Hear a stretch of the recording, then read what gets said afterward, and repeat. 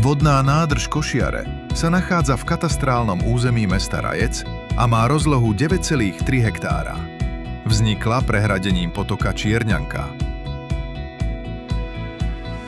Prístup k nádrži je možný z mesta Rajec, ako aj z obce Šuja.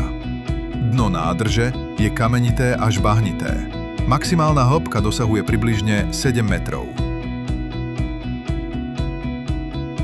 Lov rýb je na tomto revíri povolený od 1. júna do 14. marca.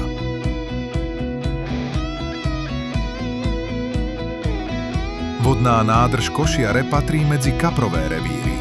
Vyskytujú sa tu najmä kapor rybničný, amur biely, lieň sliznatý, šťuka severná, zubáč veľkoústy, úhor európsky, ale aj ďalšie druhy rýb. Maximálna lovná miera kapra rybničného je 70 cm. Na lov rýb je potrebné miestne kaprové povolenie, prípadne hosťovacie povolenie.